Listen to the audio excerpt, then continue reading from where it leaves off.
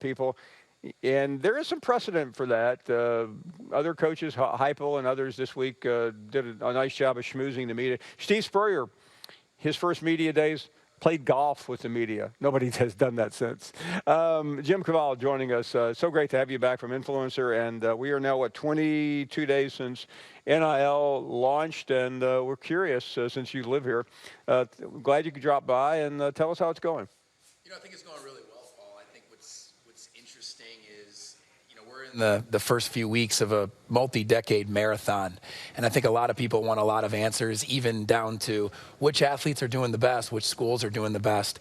But really, we just have a set of qualitative data. We've got some good anecdotes and stories of athletes embracing this. And, I think SEC athletes are doing really well because they're in a lot of states that had bills. So those schools were preparing and getting ahead of this. And it's one of those things, those student athletes really don't know where to start. And so we're trying to help them the best we can. And we've seen a lot of the first day, all this was pre-planned, pre-packaged. We heard what Saban said Tuesday about Bryce Young. And I want to ask you about that because it sent a message that recruits, I'm sure, went gaga over, but others have not.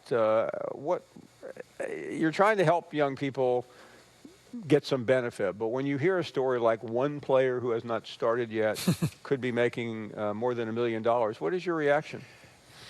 That's the quarterback at the University of Alabama.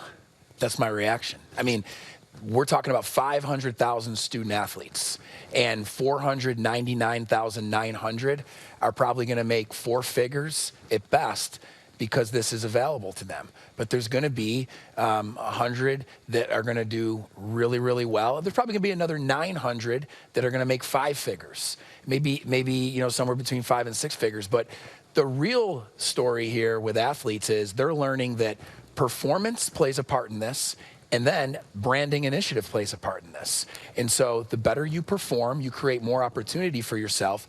But then you've got to do a good job of telling your story on social media, going out there and actually making money with your NIL. This is a business. So you get out what you put in. And this is just like playing time. This is just like being the leading scorer. This is just like anything else that's hard or extraordinary. It takes initiative. And student athletes are going to learn that when they see some peers do really well with this and they might not. And it'll motivate them to take this more seriously. Jim, let's take a composite. You see a lot of this. I don't want to violate anyone's confidence or your relationship, but let's just look at one of these average deals and what happens and what does that person have to do, and then how is it measured so the deal continues?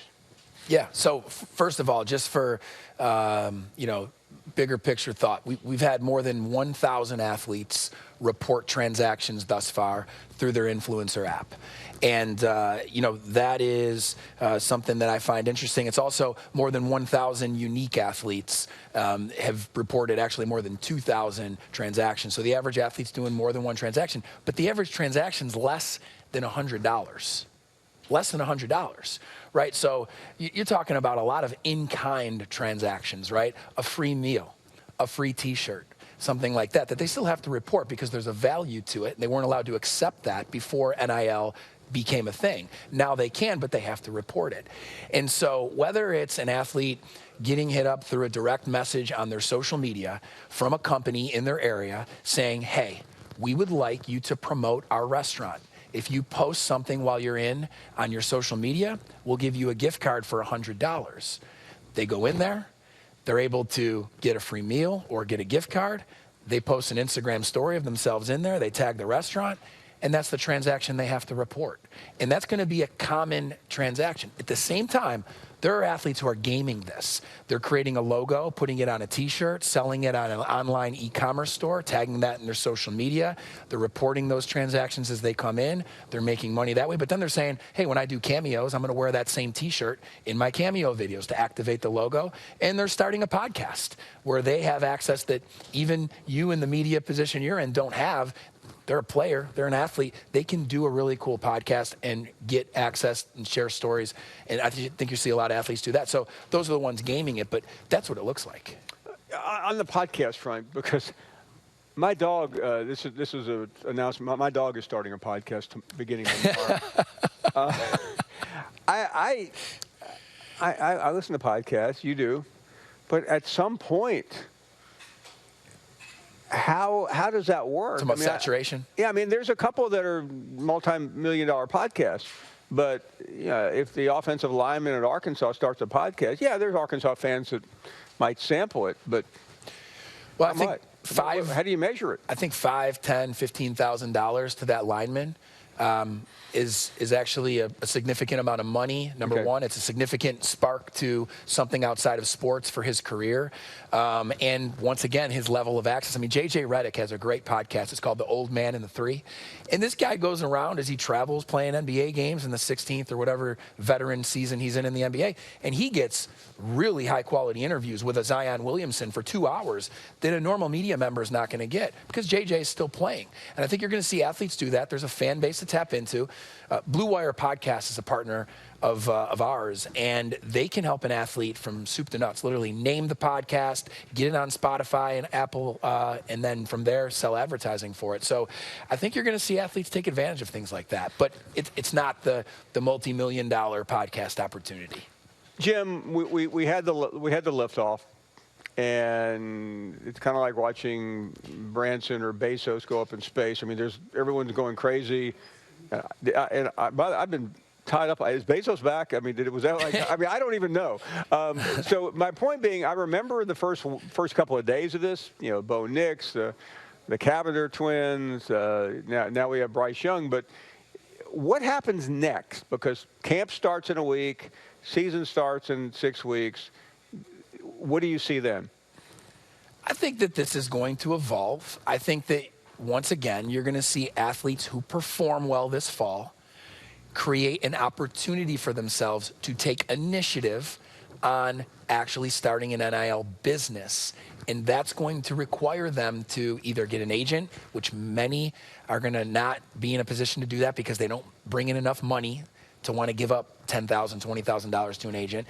So they're going to have to take initiative. Their parents going to have to help out. They're going to use our platform. That's why we created this, is the majority of the athletes can't afford an agent, don't need to get an agent. We want to help them report their transactions, find opportunities, and do it without having to share the revenue with anyone. But athletic performance is going to create opportunity, and from there, they've got to take initiative. And it's like everything else. You get out what you put in. And I want to make one more point. Saban implied that Bryce is moving towards 7 figures, and that was it. We didn't talk about specific deals, what types of things he's going to do, right? He's talking about the opportunity that's already come to him, and he was saying it in a pretty high-level manner. I think we're going to see this fall what tangibly comes out of that opportunity for Bryce. Just out of curiosity, and I'm not, I mean, he did say near, that there's a difference between 7 figures and near 7 figures. 7 figures is a pretty high standard, no matter who you are, where you are, what you're doing. Does somebody know how much money Bryce Young is making right now? Yeah, I mean, Alabama compliance knows. So they would have a list. They would be able to track everything he's making or everything he's reporting. Part of the Alabama state law is that every transaction must be reported to the compliance department of the institution. So there's a mechanism every institution has. Most of them do use influencer, but Alabama actually uses a different mechanism, but Bryce has to report that. Okay. Final question on this.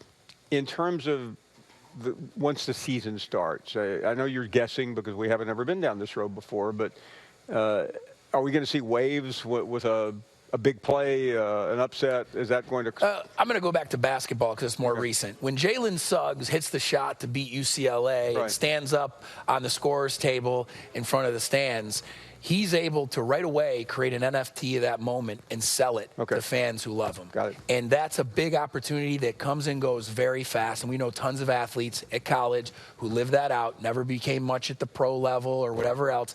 What could they have done with what they did at their university? That's what we're going to see. Thanks so much. It's great staying in touch with you. We will talk very soon. Looking forward to it, Jim Paul. Thanks for having me. From Influencer. We are going to take a break, come back with 2 pretty familiar names on the SEC Network, McElroy and Kubik.